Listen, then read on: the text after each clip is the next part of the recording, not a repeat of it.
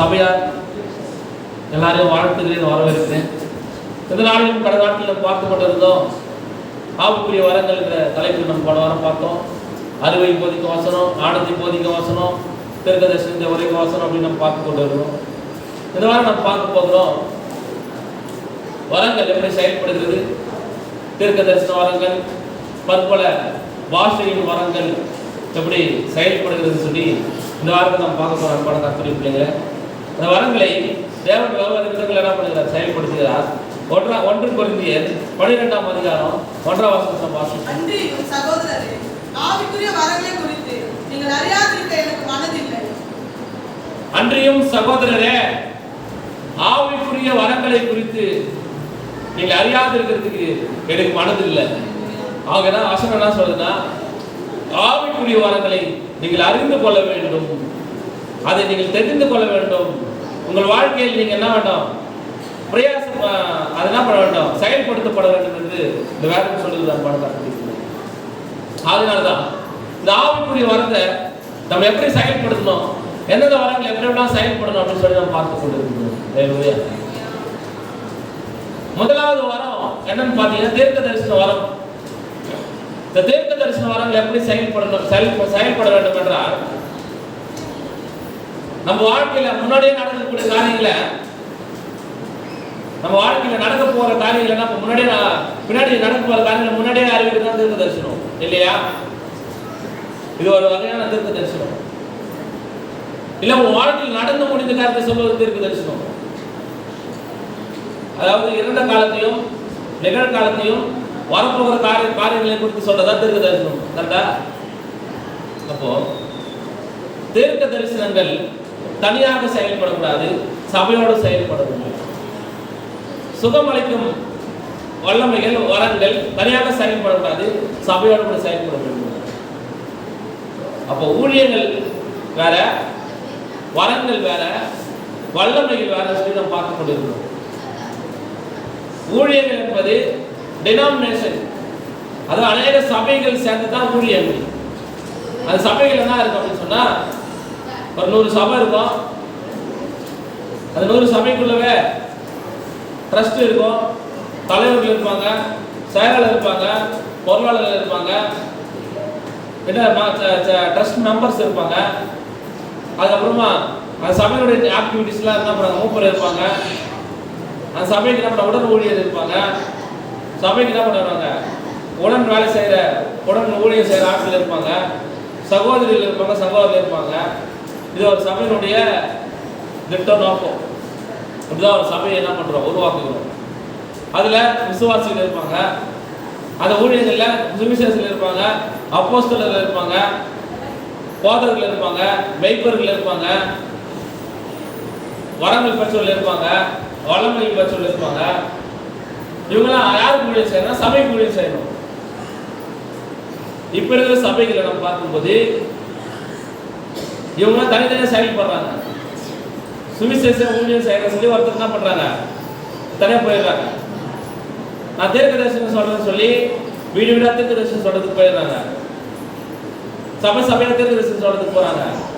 வால் post வாரம் போட்டுக்கிறாங்க, தீர்க்க தரிசனம் வரம் பெற்றவர் வினாத்தில் போட்டுக்கிறாரு, 9 விதமான வரங்களையும் பெற்றவர், வேற எங்கேயும் போயிடாதீங்க, எங்களுக்கு வேற எங்கேயும் கிளைகள் இல்லை அப்படின்ற மாதிரி எங்களுக்கு என்னது தீர்க்க தரிசனம் இருக்கிறது, அதனால் நீங்கள் வேற எங்கேயும் போயிடாதீங்க அப்படின்னு சொல்லி சபையில் வசனம் இல்லை, ஆராதனைகள் இல்லை, சபையினுடைய ஆக்டிவிட்டிஸ் எதுவும் இல்லை.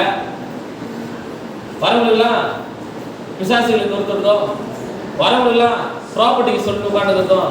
ஆஃபீஸில் காலையில் 9 மணிக்கு என்ன பண்ணுறாங்க, வந்து சேரை போட்டு உட்காந்துன்னு காலையில் என்ன பண்ணுறாங்க, உங்களுக்கு இது செயல்படுகிறது, அது செயல்படுகிறது, இது செயல்படுதுன்னு சொல்லி உட்காந்து தீர்க்க தரிசனம் சொல்லுகிறாங்க.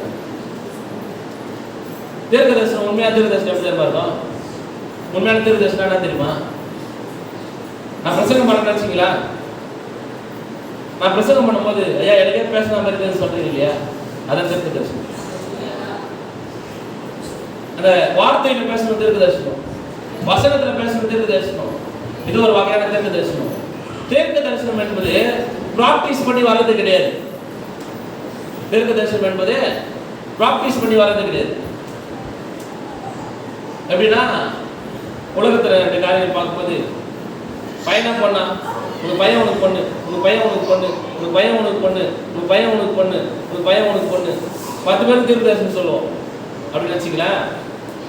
அது 5 பேருக்கு பையன் பிறந்தா 5 பேருக்கு பொண்ணு பிறக்கும்.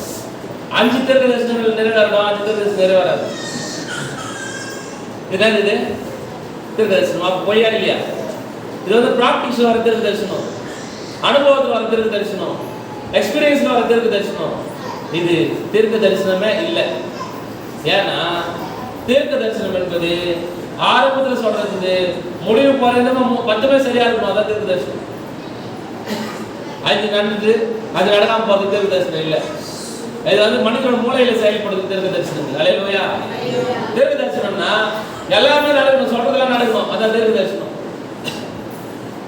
இது நடந்துல அது நடக்காம இருக்குது குறி. அல்லேலூயா. அதே ஒருத்துல பாருங்க மக்கள் அங்கேயும் கிறிஸ்தவங்க என்ன பண்றாங்க, காணப்படுறத பாருங்க. அப்போ யார் சொன்னாலும் நான் கேட்கறேன் அப்படின்ற ஒரு மனநிலை நீங்க வந்துட்டீங்க. உங்களை எப்படி நம்ம மாற்ற முடியும்? அல்லேலூயா. யார் சொன்னாலும் கேட்கக்கூடாது, ஆவியானவர் சொல்றதை மட்டும் தான் கேட்கணும். அதான் தீர்க்க தரிசனம். அல்லேலூயா. அதுதான் சபையினுடைய செயல்பாடு. அப்போ தீர்க்க தரிசனம் என்பது உங்களுடைய வழியை போதிக்கிறது இல்லை, உங்களுடைய வழியை போதிக்கிறது. தீர்க்க தரிசனம் என்பது உன் பிரச்சனையை தீர்க்கிறது இல்லை, பிரச்சனைகள் எல்லாம் மேலானவர் பார்க்கறது. அல்லேலூயா. அப்போ இந்த வேத வசனங்கள் எல்லாம் பார்க்கும்போது இயேசு நன்மை செய்கிறவராக என்ன பண்ணாரு, சுற்றி திருந்தார் என்று வேதம் சொல்லுது. ஏன் தீர்க்க தரிசனத்தை பத்தி உங்களுக்கு சொல்றேன் எவ்வளவு விரிவா அப்படின்னு சொன்னா, இதுதான் வரங்கள். வரங்கள் இப்படிதான் சொல்லுது. எலியா ஜெபம் பண்ணாரு.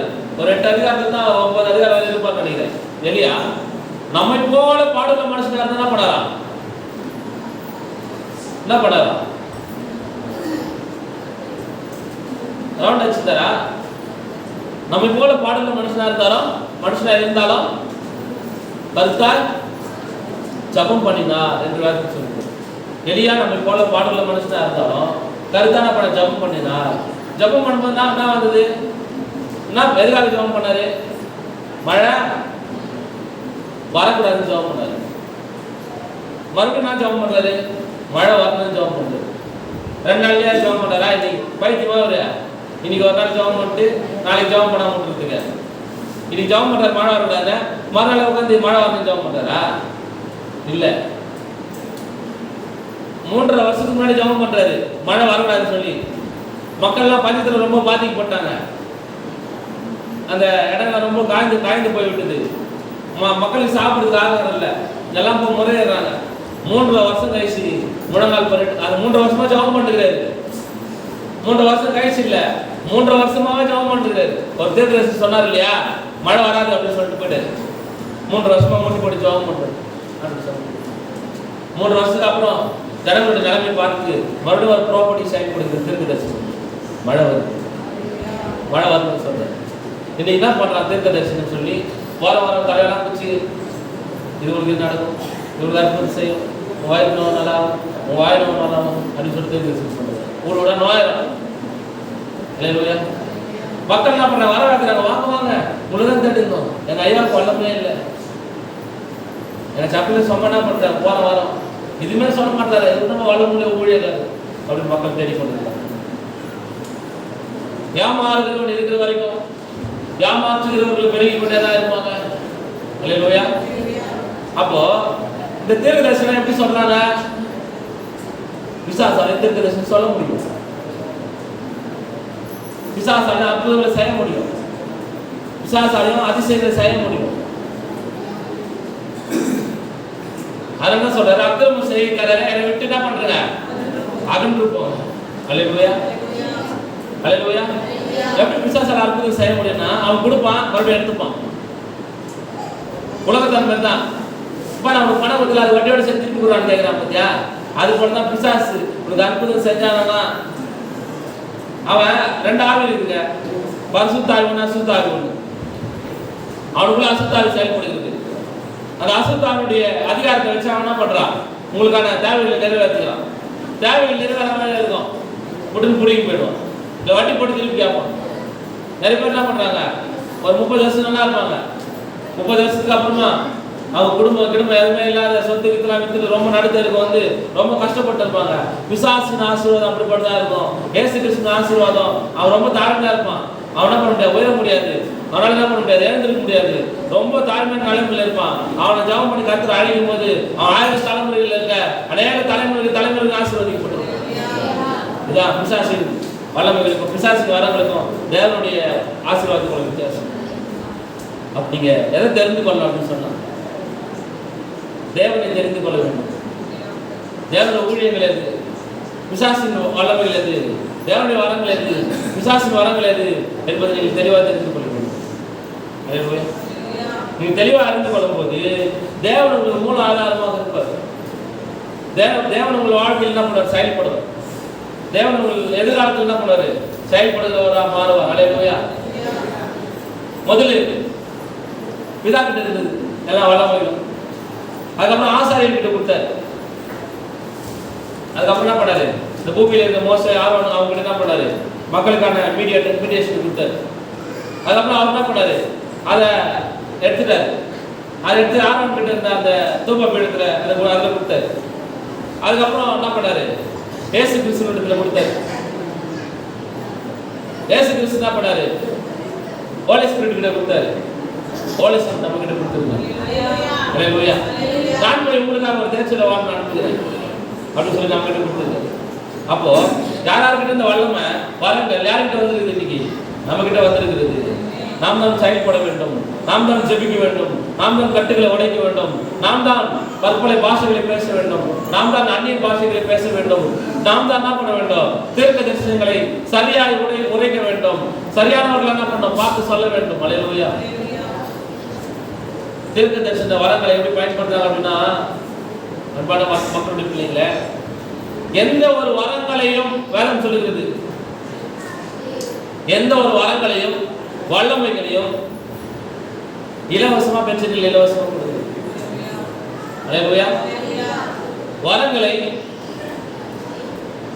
தனக்காக பயன்படுத்தக்கூடாது, வல்லமைகளை தனக்காக பயன்படுத்தக்கூடாது. வராங்க இல்லையா மக்களே, அவங்க கிட்ட என்ன பண்ணக்கூடாது, ரூல்ஸ் அண்ட் ரெகுலேஷன் நம்ம போடக்கூடாது. கர்த்தர் அவங்க தீர்க்க சொன்னா சொன்னது தான், வரங்களை சொன்னா சொன்னது தான், வார்த்தைகளை சொன்னா சொன்னது தான். அப்படிதான் என்ன பண்ணணும், தீர்க்க தரிசனங்களை நம்ம சொல்ல வேண்டும். இன்னைக்கு அநேக சபைகள் என்ன நடக்குதுன்னா, எந்த ஊழியமும் பண்றது இல்லை, தீர்க்க தரிசனம் வந்து சொல்லிட்டு இருப்பாங்க, விசாச மட்டும் ஓட்டுனே இருப்பாங்க. இல்லை சுகம் அளிக்கும் ஹீலிங் சென்டர் மட்டும் வேற இருக்குங்க, போர்டே வச்சுக்கிறாங்க, ஹீலிங் சென்டர், அற்புத சுகம் அளிக்கும் மையம். இங்க வந்தாலும் என்ன பண்ணுவாங்க, உங்களுக்கு விடுதலை தான் அப்படின்ற மாதிரி போட்டுருங்க. அப்போ மறுபடியும் என்ன சொல்லுவாங்க, அற்புதம் நடந்துடும், நீ நினைச்ச காரியம் நடக்கும், நீ வீட்டுக்கு போறதுக்கு அது என்ன பண்றோம் போயிடும். மறுபடியும் சொல்லுவாங்க, என்னங்க இது மாதிரி நினைச்சு நான் வரோம்னு சொல்லுவீங்க. அது அவங்க சொல்லுவாங்க, அம்மா 7 வாரம் தொடர்ந்து வரணும். அப்பதான் உங்களுக்கு ஆண்டவர் சொல்லுவாங்க. நல்லா புரிஞ்சுங்க, இதுதான் பிசாசினுடைய காரியங்கள். இயேசு கிறிஸ்து பிறந்த சப்பானியை என்ன பண்றாரு, யாவானோ பேதுரு என்ன பண்றாங்க, அலங்கார வாசல்கள் எல்லாம் பண்றாங்க, சுகம் அளிக்கிறாங்க, உடனே குணமாகும். அவன் என்ன பண்றான், அலங்கார வாசல்களில் போய் ஆண்டவருடைய ஆலயத்தில் ஆர்வம் போடுறான், கர்த்தரை நாம பிறவிக்குருடன் என்ன பண்றாரு, சுகமாக்குகிறார். அவர் தேவனுடைய மகிமையான ஊழியத்தை மருத்துவமனை செய்கிறார். 38 வருடமா படுத்துக் கொண்டிருக்கிறவனை சுகப்படுத்துகிறார். நீ 7 வாரம் வாப்பா, அப்புறமா உனக்கு சுகம் தர சொல்லு. அல்லேலூயா. எந்த வசனங்களிலும் நீ தொடர்ந்து என்ன பண்ண வேண்டும், வர வேண்டும், இங்க இந்த ஸ்தலத்துக்கு சொல்லவில்லை. அப்போ வரங்களை பணமாக பயன்படுத்துகிற காரியங்கள் பிசாசினுடையது. உங்களுக்கு ஒரு அற்புத சுகத்தை கொடுத்துட்டு உங்களுக்கு ஏதோ ஒன்று ஜாபம் பண்ணிட்டு பணம் வாங்குகிற காரியங்கள் ஆண்டவர் கொடுத்தது கிடையாது. அவன் ஆண்டவர் அனுப்பின ஆளே கிடையாது. அல்லேலூயா. அல்லேலூயா.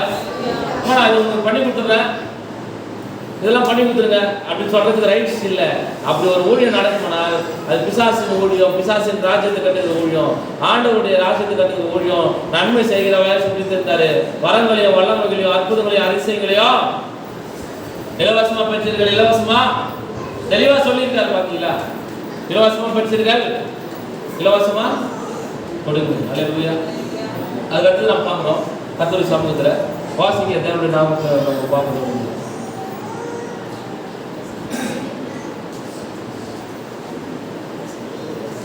1 Corinthians 12:13 வாசிங்களா? நாம் யூதராயினும் கிரேக்கராயினும் அடிமைகளாயினும் சுயாதீனராயினும் எல்லாரும் ஒரே ஆவியினாலே ஒரே சரீரத்திற்குள்ளாக ஞானஸ்நானம் பண்ணப்பட்டு எல்லாரும் ஒரே ஆவிக்குள்ளாக தாகம் தீர்க்கப்பட்டோம். அல்லேலூயா. நீ எந்த வகையா இருந்தாலும், யூதரா இருந்தாலும் கிரேக்கரா இருந்தாலும், நீங்கள் எந்த சாதியை சார்ந்தோ சாதி இல்லை இருந்தாலும், எந்த ஜாதியை சார்ந்தோ எந்த மதத்தை சார்ந்தவா இருந்தாலும், அவர் சொல்றாரு நம்ம எல்லாரும் ஒரே ஆவியை பெற்றிருக்கக்கூடியவர்களாகவும் தாகம் தீர்க்கப்பட்டும். அல்லேலூயா. தாகம் தீர்க்கப்பட்டும். நம்ம தாகம் எப்போ தீரும் அப்படின்னு சொன்னா, நம்ம சொல்றோம் இந்த பிரச்சனை எல்லாம் வந்துட்டோம், அதுக்கப்புறம் ஆண்டவர்கிட்ட நான் வந்து உயர்ந்துடுறேன். அல்லேலூயா. பிரச்சனையை தீர்க்கிறதே அவர் தான்.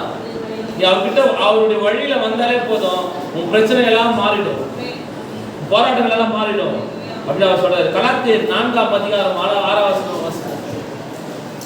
கலாத்தியர் 4ஆம் அதிகாரம் 6ஆம் வசனம்.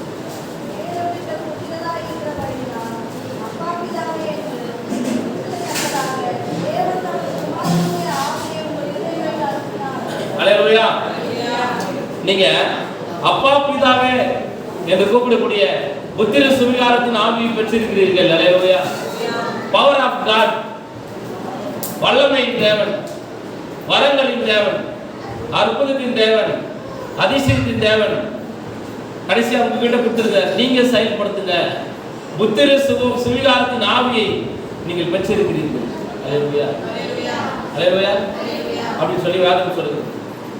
புத்திர சுவிகாரத்தின் ஆவியை பெற்றிருக்கிறீர்கள் அப்படி வேதம் சொல்லுது. அப்போ இந்த ஆவியை கர்த்தர் உங்ககிட்ட கொடுத்ததுனால நீங்க எல்லா வருஷம் என்ன பண்ணலாம்? பயன்படுத்த ஆரம்பிக்கலாம்னு சொல்லி வேதம் சொல்லுகிறது. அப்போ 1 Corinthians 12:8 வாசிங்க. ஒருவனுக்கு ஆவியினாலே ஞானத்தை போதிக்கும் வசனமும், வேறொருவனுக்கு அந்த ஆவியினாலே அறிவை உணர்த்தும் வசனமும், வேறொருவனுக்கு அந்த ஆவியினாலே விசுவாசமும், வேறொருவனுக்கு அந்த ஆவியினாலே குணமாக்கும் வரங்களும். ஆவியினாலே ஞானத்தை போதிக்கும் வசனம் இருக்கணும்.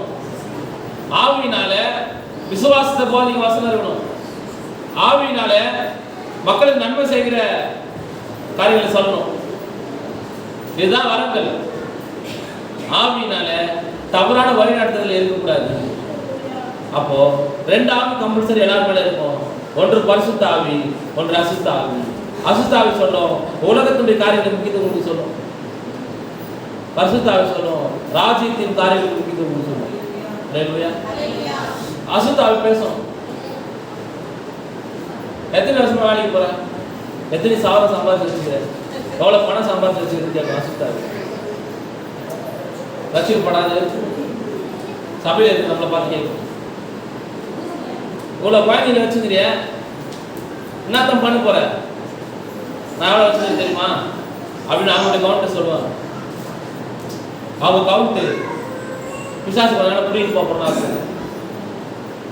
உனக்கு திராட்சை ரசம் எப்படி காலியான போது உடனடியாக திராட்சை ரசம் கிடைச்சதோ, தண்ணியில் திராட்சை ரசம் பார்த்தாரோ அந்த டைம்ல அப்பயே வந்து நிற்கும், வந்து இறங்கும். அல்லேலூயா. அப்போ நமக்கும் வரங்கள் இல்லாதவருக்கும் ஆவி இல்லாதவருக்கும் வித்தியாசம் தான். அப்படின்னா அவங்க சேகரித்து வைத்தாலும் பூமியிலே உங்களுக்கு பொக்கிஷங்களை சேர்த்து வைக்க வேண்டாம். அந்த பூச்சி ஆகுது, துருவாகுது, திருடலாகுது, கண்ணம் விட்டு திருடுவார்கள். உங்கள் பொக்கிஷங்களை பரலோகத்தில் சேர்த்து வைங்க, உங்கள் பலன் மிகுதியா இருக்கும். அல்லேலூயா. உங்கள் பொக்கிஷங்களை, உங்கள் நன்மைகளை, உங்களுக்கு செய்த உதவிகளை பரலோகத்தில் சேர்த்து வைக்கக்கூடியதா இருக்குது. அதனால சொல்றேன், நம்மகிட்ட எவ்வளவு பணம் இருக்குது, எவ்வளவு நகை இருக்குது, எவ்வளவு ஆசை இருக்குது, எவ்வளவு கார் இருக்குது, எவ்வளவு நிலம் இருக்குது, எவ்வளவு சொத்து இருக்குது, எவ்வளவு வீடு இருக்குது அப்படின்றது முக்கியம் இல்லைங்க. பிரதானமானது நீங்க தேவனுடைய வழிகளை பின்பற்றும் போது, ஜபத்தை பின்பற்றும் போது வரங்களும் தானாக செயல்பட ஆரம்பிக்கும். வரங்கள் தானாக செயல்பட ஆரம்பித்தா ஊழியர்கள் தானாக வளர ஆரம்பிக்கும். அப்ப பிரதானமானது இந்த வரங்களை பிடித்து கொண்டு இது வேணும் அது வேணும்னு சொல்லிட்டு கேட்கக்கூடாது. நீங்க ஜபம் பண்ணிட்டு சரியான பாதையில் அவரோட வழியில போனீங்கன்னா உனக்கு தேடி தான் வரும். வரங்கள் வரும், வல்லமைகள் வரும், கிருபைகள் வரும், பொருட்கள் வரும், ஆசீர்வாதங்கள் வரும், ஐஸ்வர்யங்கள் வரும், எல்லாத்தையும் நம்ம அனுபவிக்கலாம். அல்லேலூயா. எல்லா ஆவிகளும் உங்க பின்னாடி வரும். அசுத்த ஆவி வரும், பரிசுத்த ஆவி வரும். அதை மெதை எடுத்துக்கொள்ளணும், செலக்ட் பண்ணணும். அசுத்தாவை பரிசுத்தாவை எடுத்துக்கொண்டு அசுத்தாவை துரத்தி அடிக்கக்கூடிய வல்லமை பெற்ற சொல்ல மாறணும். நிறைய பேர் என்ன பண்ணிக்கலாம், பரிசுத்தாவை வெளியே தெரிஞ்சுட்டு அசுத்தாவை எடுத்துக்கணும். பரிசுத்தாவை வெளியே தெரிஞ்ச வேண்டிய அவசியம் இல்லை. அசுத்தாவை உங்களுக்குள்ள வந்தாலே பரிசுத்தாவை உங்களுக்கு போயிடும். அன்னைக்கு ஸ்டார்ட் ஆகும். கொடுமை கோயிலுக்கு போனாயா, கோயிலில் கொடுமையா இருக்கிற ஆகிடும். அதை அல்லேலூயா. அதான் இந்த கொடுமை தான் இந்த கொடுமை.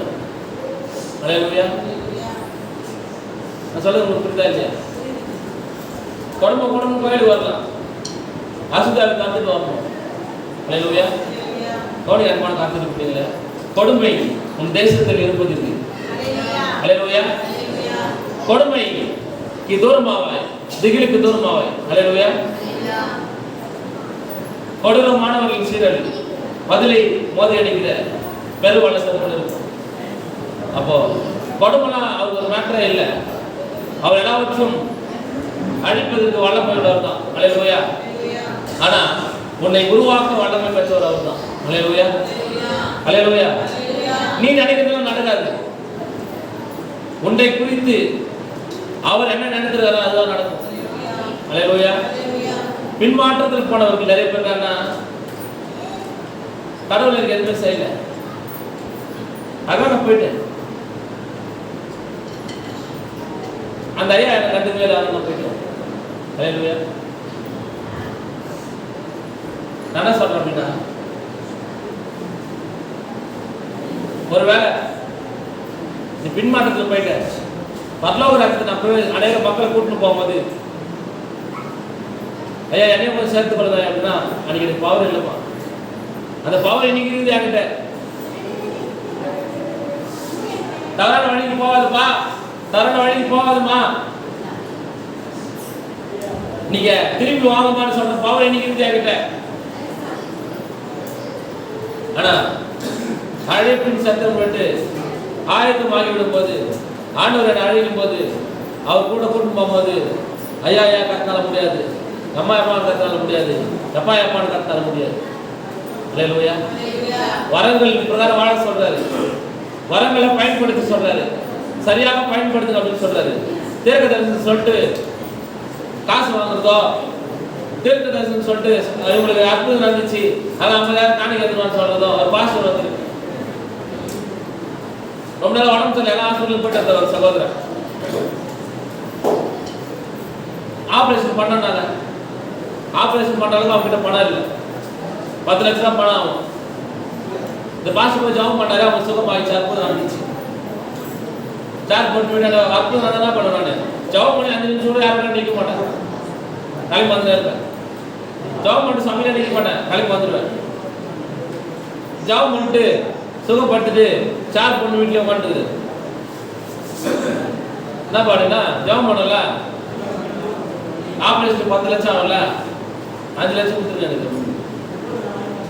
அவங்க சொல்லிடுறாங்க, ஆபரேஷன் பண்ணால் தான் நாங்கள் ஆபரேஷன் பண்ணிட்டுருக்கோம், எவ்வளோ கூப்பிட்றோம் அப்படின்னு சொல்லியிருக்காங்க. அவர் சொல்லிக்கிறாரு, இல்லை நான் தானே சுகம் கொடுத்தேன் எனக்கு கொடுத்து கொடுக்கணும். அப்புறம் அவங்க வீட்டில் இருக்கிறவங்க கஷ்டப்பட்டு ஒரு 50,000 காசு ரெடி பண்ணி அதுக்கப்புறம் அவருக்கு கொடுத்து அதை அமைச்சுக்கிறேன். ஏன் உங்களுக்கு சொல்றேன்னா, இப்படிப்பட்ட சபைகள் இப்படிப்பட்ட போதகர்கள் செயல்படக்கூடாது. அல்லேலூயா. இலவசமா பேசுங்க, இலவசமா கொடுங்கள் சொல்ற போதகர் தான் உண்மையான போதகர் என்பதை நீங்கள் தெரிந்து கொள்ள வேண்டும். எவன் ஒருவன் கை நீட்டுகிறானோ அவன் தேவனால் அழைக்கப்பட்டவன் இல்லை என்பதை நீங்கள் மறந்துவிட கூடாது. எவன் ஒருவன் மக்களை நேசிக்கிறானோ, மக்கள் மீது அன்பு செலுத்துகிறானோ அவன் தான் தேவனால் அழைக்கப்பட்டவன். தரமா இருக்கணும், தெளிவா இருக்கணும், என்ன பண்ணக்கூடாது, சாய்ந்து விடக்கூடாது, தெளிவான இருக்கக்கூடாது. இப்பிரபஞ்சத்திற்காக எந்த மனுஷனுக்கு கை நீட்டக்கூடாது சொல்லி வாசகம் சொல்லுது. எந்த மனுஷனுடைய எந்த வீட்லயும் என்ன பண்ணக்கூடாது, பணத்துக்காக கொடுத்துதான் சரித்திரமே இல்லை. அல்லேலூயா. பண காரியங்களுக்காகவோ ஏதோ ஒரு நம்ம நன்மை கிடைக்கிறதுக்காகவோ எந்த விசுவாசி வீட்லையும் தலை குனிந்து நான் போனதே கிடையாது. ஏன்னா என்னை அழைத்தவர் கிறிஸ்து, அவர் உண்மை உள்ளவர். அல்லேலூயா. அவர் நேசிக்கிறார், அவர் எல்லாத்தையும் செயல்படுது. உங்களுக்கு எல்லாரும் நான் சொல்றேன், உங்க சொந்தக்காரங்களா இருக்கலாம், உங்க ரத்த சம்பந்தப்பட்டவர்களா இருக்கலாம், உங்க உறவினர்களா இருக்கலாம், உறவுக்காரர்களா இருக்கலாம், பெரிய இடத்துல நீங்க போய் பார்க்கலாம்.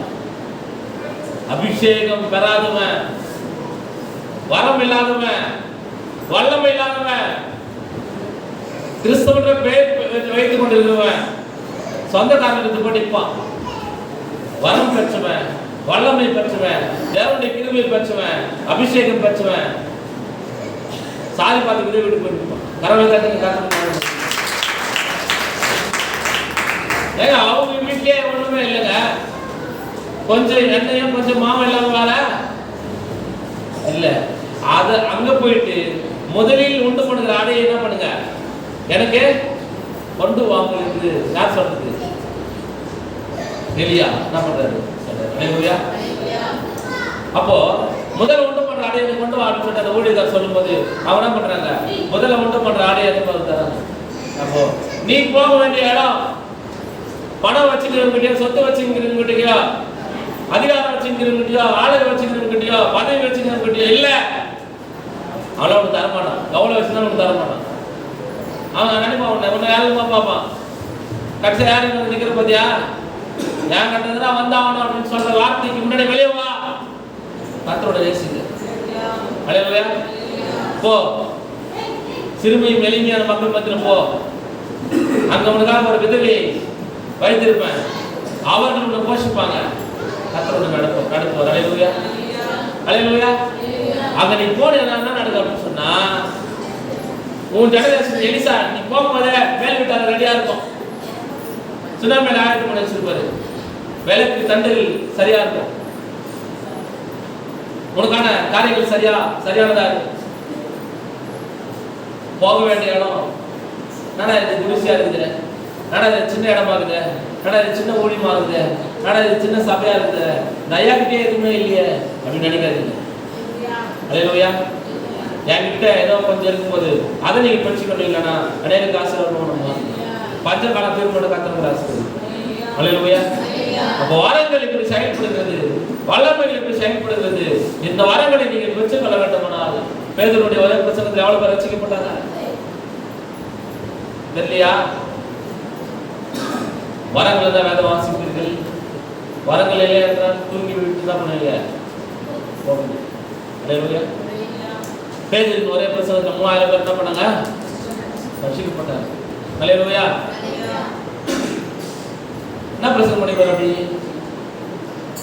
வசனம் சொல்லுது, பற்பல பாஷைகளை பேசினார். 3000 பேர் ஒரே மொழி பேசணும் இல்ல. 3000 பேருடைய மொழியும் யாருக்கு தெரியாது? படிக்காத பேருக்கு தெரியாது.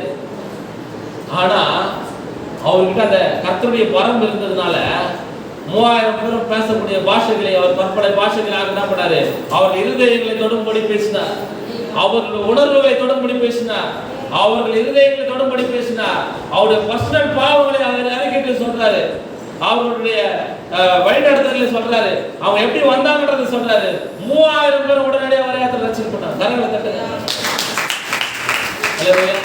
பற்பல பாஷைகளை பேசினார்கள், அந்நிய பாஷைகளை பேசினார். 3000 பேர் ஒரே இடத்துல சொல்லும் போது என்ன நடக்குது அப்படின்னா, உடனடியாக 3000 பேர் அதே இடத்துல போட்டாங்க, ரட்சிக்கப்பட்டாங்க. சொல்றாங்க. அப்போ உங்களுக்கு மொழி தெரியாம இருக்கும், இங்கிலீஷ் தெரியாம இருக்கும், தமிழ் தெரியாம இருக்கலாம். தமிழே இப்போ உட்காந்து தமிழ் பேசுனா யாரும் பேசுறது தெரியுமா? இங்கிலீஷ் பேசுறதுனால பேச தெரியாது. ஏன்னா எல்லாத்துக்கும் பாதி பார்த்தா நம்மளுக்கு இருக்கும். முழுமையான தமிழ் மொழி நம்மளால பேச முடியாது. என்னாலே தான் சொல்றேன். என்ன பண்ண முடியாது? பச்சை தமிழன் அப்படின்னு சொல்றவங்களால என்ன பண்ண முடியாது? பேச முடியாது. ஏன் அப்படின்னா தமிழ் ரொம்ப கடினமானது. அப்படிதானே? அப்போ நம்ம என்ன பண்றோம்னா தமிழையும் ஆங்கிலத்தையும் கலந்து பேசுகிறோம். நம்ம யாரு இப்போ அது பேசுறதுனால தமிழர்கள் ஆங்கிலம் இந்தியன்ஸ். அல்லேலூயா. ஏன்னா நம்ம முழுமையான தமிழ் பேசுறதே கிடையாது. காணுன்னு தான் சொல்றோம், வாட்டர்னு தான் சொல்றோம், டேபிள்னு தான் சொல்றோம், பைபிள்னு தான் சொல்றோம். ஏன்னா ஒரு வேதாகமத்தை கொண்டு வா அப்படின்னு சொல்லுறோமா? எழுதுகோலை எடுத்துவான்னு சொல்றோமா? நம்ம சொல்வதில்லை. ஏன்னா தமிழ் நமக்கு தெரியாது, அது நம்ம பெருசாக பயன்படுத்தல. நம்ம என்ன பண்ணுறோம், இங்கிலீஷும் தமிழும் கலந்து பேசுகிற மக்களாக இருக்கணும். ஆகினா நம்ம என்ன இல்லை, தமிழே நமக்கு தெரியாது, ஒரு மொழி விட ஒழுங்காக தெரியாது. அல்லேலூயா. அப்படிதான் பேதுரு என்ன பண்ணாரு, அந்த பாஷைகளை பேசி அங்கே இருந்தாரு. ஆனால் 3000 பேருடைய மனநிலை தொடர்புடைய பற்பல பாஷைகளை அந்த இடத்துல பேசி கர்த்தருடைய வல்லமையை நிலைநாட்டினார். கர்த்தருடைய வார்த்தை என்ன பண்ணாரு, செயல்பட்டது. கர்த்தருடைய வசனங்கள் அங்கே என்ன பண்ணுச்சு, உருவாக்குச்சு. அநேக காரியங்களை செயல்பட்டார். அல்லேலூயா. அப்போ வரங்கள் பல வரங்கள் உண்டு. அந்த வரங்களை பல்வேறு விதங்களை எல்லாம் பண்ணலாம், செயல்படுத்தலாம். ஆனால் அந்த வரங்களுக்குள்ளே உள்ள பிரச்சனைகள் இருக்கிறதா அப்படின்னு பார்க்கணும். அல்லேலூயா. வரங்கள் எங்க செயல்படும்னா பிரசங்கம் பண்ற சபையில தான் செயல்படும். அல்லேலூயா. உட்கார்ந்து இருப்ப தேவனுடைய வார்த்தை கேட்டுனே இருப்ப, உடனே உன் தலைவலி நல்லாயிடும். வார்த்தையில தேவன் பெரிய செய்வார். உட்கார்ந்து இருப்ப உன் வயிற்று கட்டியில் என்ன பண்ண, கேன்சர் நல்லாயிடும், கர்த்தர் சுகம் கொடுப்பார். மரணம் பண்ண இருக்காது. உட்கார்ந்து இருப்ப மாறு வலிக்கிற மாதிரி இருக்கும், உன் ஹார்ட் அட்டாக் நல்லாயிடும், சுகம் கொடுப்பார். நீங்க நினைக்கிறீங்க அப்படின்னா கொஞ்சம் தேங்காய் எண்ணெயும் கொஞ்சம் நல்ல எண்ணெயும் கொஞ்சம் ஜப எண்ணெயும் ஒரு சொம்பளை தண்ணி எடுத்துக்கின்னு இல்லை வாட்டர் மெல்ல தண்ணி எடுத்துக்கின்னு அவர் வந்து கை வச்சு ஜபம் பண்ணி அது அற்புதமாக ஜபம் பண்ணாதான் நடக்கும்னு நினைக்கிறீங்க. அல்லேலூயா. அதுவும் நடக்கும், இதுவும் நடக்கும். அல்லேலூயா. ஆனால் யார் ஜபம் பண்ணுறாங்கன்னா ரெண்டு வித்தியாசமாக இருக்கு. யார் ஜபம் பண்ணுறாங்க அப்படின்றது தான் செயல்பாடுகள் இருக்குது. அதனால இத்துடன் நான் என்ன பண்ணுறேன், இந்த வரங்கள் என்ற தலைப்பு நான் முடித்துக் கொள்கிறேன். தேவன் ஆவியானவர் உங்களோடு செயல்பட்டு உங்களை ஆசீர்வதிப்பாராங்க. தேவன் பெரிய காரியங்கள் உங்களுக்கு தொடர்ந்து நம்ம அடுத்த வாரத்தை என்ன பண்ணுவோம் பார்ப்போம். தேவனுடைய கிருபையும் வரங்களும் அவர் மாறாததாக இருக்கிறதுனால நம்ம என்ன பண்ணுவோம், இந்த வரங்கள் என்ற தலைப்பில் அடுத்த வாரம் நம்ம என்ன பண்ணுவோம், தொடர்ந்து பேசுவோம். தேவன் பெரிய காரியத்தை செயல்படுவோம். அல்லேலூயா. கர்த்தருடைய